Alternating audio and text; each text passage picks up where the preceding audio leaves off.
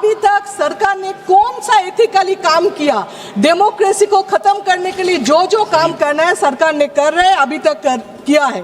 आप 543 एमपी, उसमें 1/3 181, इतना हिम्मत है यहाँ पे जितना एमपीज बैठे हैं उनको पुरुष जितने हैं, आप बोलो उसको छोड़ दो और 181 लड़की को लाए तो सैक्रिफाइस समझ में आएगा। ये सैक्रिफाइस नहीं है, ये औरत को सामने रख के डील कर रहे हैं, इलेक्शन जीतने का फॉर्मूला कर रहे हैं। लेकिन आप, मेरा ये रिक्वेस्ट है सदन से, देश से, नारी शक्ति का बात मत करो। नारी को देवी बनाना, दुर्गा बनाना, काली बनाना मत करो। नारी को इंसान समझो, इंसानियत दिखा, उससे काफी है। इतना ऊपर रखने का कोई जरूरत है नहीं। अगर वही है तो फिर आप ये करो ना, आपका एमपी पुरुष, तो मतलब क्या आप 543 हक आपका रख रहे हो, फिर भी नारी के बात कर रहे हो, फिर भी बोल रहे हो एम्पावरमेंट कर रहे हो। क्या है? आप कौन होते हैं एम्पावर करने के लिए?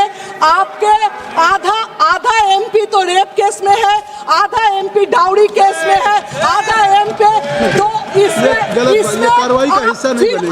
आपके मुंह से नारी किसी पे आरोप लगाना है तो आपको किसी पे आरोप लगाना तो लिख करके पहले से देंगे। ठीक है सर, जो नाम है वो सिर्फ बता दीजिए लिस्ट पे।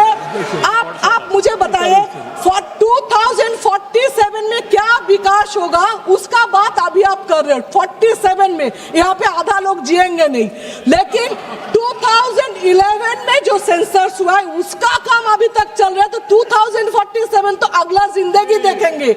आप लोग का एक भी काम सही नहीं है, एक भी बात सच नहीं है।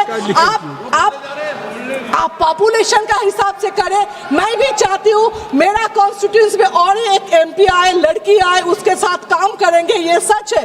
ममता बनर्जी एक है जो सीएम है, अपने बलबूते पे सीएम बने, कोई दिल्ली का सीएम जैसे बने नहीं।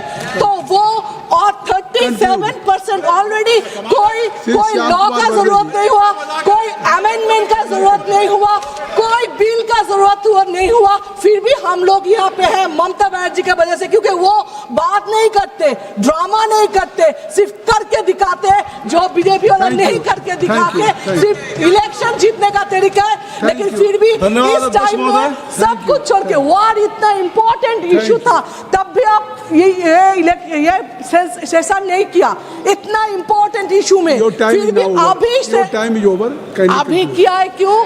क्योंकि डीएमके हम लोग का आसाम को सब आना पड़ेगा, डिस्टर्ब होगा इलेक्शन का। फिर भी मैं यहाँ पे बोलकर जाती हूँ, बीजेपी फिर भी वेस्ट बंगाल में हारेंगे। धन्यवाद अध्यक्ष महोदय। अध्यक्ष महोदय, भारत की बेटी वैदिक काल में जब दृष्टा बनी, दर्शनी बनी, विदुषी बनी, तो वो गार्गी और मैत्री बनी। मध्यकाल में जब वो लड़ी, उसने नेतृत्व किया, वो रानी लक्ष्मीबाई बनी, वो अबक्का बनी। अध्यात्म में जब भारत की बेटी ने परचम उठाया, परचम पाया, तो वो मीराबाई बनी, अक्का महादेवी बनी। आज भी हमारे भारत की बेटियां जो है हर क्षेत्र में, चाहे वो डिफेंस हो, चाहे वो स्पोर्ट्स हो, फिल्म इंडस्ट्री हो, चाहे वो मंगल मिशन हो, कोई भी ऐसा क्षेत्र नहीं है जिसमें वो भारत का नाम ऊंचा नहीं कर रही हो। लेकिन ये जो राजनीति का एक क्षेत्र है, वही एकमात्र ऐसा क्षेत्र है अध्यक्ष महोदय जी, जहां पर हमारा देश पूरे विश्व के साथ कदम से कदम मिलाकर नहीं चल पा रहा है। मैं हिमाचल प्रदेश का उदाहरण देती हूँ। हमारे पास 68 एमएलएज हैं, लेकिन सिर्फ एक महिला एमएलए है, सिर्फ एक। लेकिन बाकी देश भी इसी तरह की जो है, चाहे 8%, 9% का वुमेन इंक्लूजन, अरे मेरे को प्लीज वुमेन्स बिल पे बोलने दीजिए ना। तो अभी पूरे देश की जो असेंबली का है यही रेट चल रहा है, और ये जो दर है, इसकी जो औसताना दर है वो 9% to 8% है।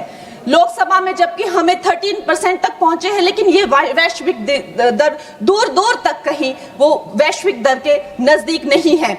लेकिन आज जब ये महान उत्सव हमारी जिंदगियों में आया है, तो प्रधानमंत्री जी का एक शब्द मुझे याद आता है कि पेट में चूहे दौड़ना। कांग्रेस के पेट में जब भी कुछ अच्छा होने लगता है तो चूहे इनके दौड़ने लगते हैं, और वैसे ही चूहे दौड़ने शुरू हो गए हैं।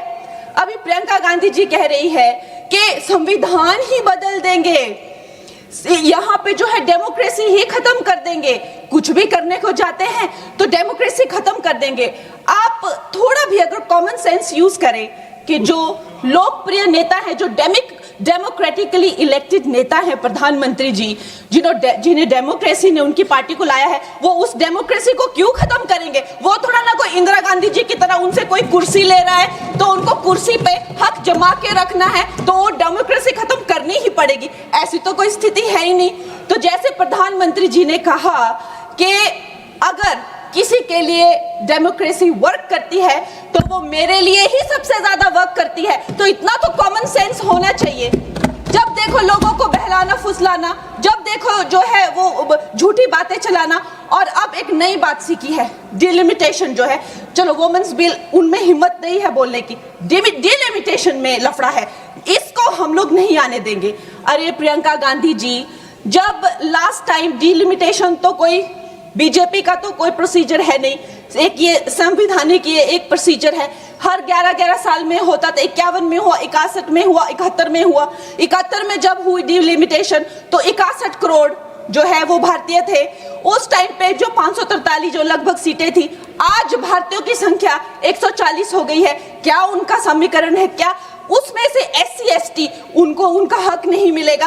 SC ST में भी 1/3 हक महिलाओं, उनकी क्या संख्या है, उनकी क्या सीट आएगी? ये सारी कैलकुलेशन किस तरह से आप रिजर्वेशन देंगे? 140 करोड़ जो अब महिलाएं हैं तो they should not be accounted for. इस तरह की ये बहकी बहकी बातें कर रहे हैं। अभी मेरी बहुत अच्छी मित्र है यहाँ जून TMC के जो MP हैं, उन्होंने कहा कि 33% रिजर्वेशन क्यों दे रहे हो, 85% दे दो। अरे आप थोड़ा तो कॉमन सेंस यूज करिए।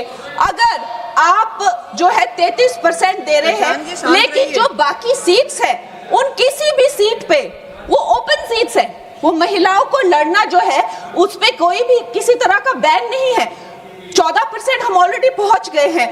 तो जून जी, मैं आपको ये कहना चाहूंगी कि लगभग 50% से ज्यादा महिलाओं का पार्टिसिपेशन होगा इस महिला बिल के बाद।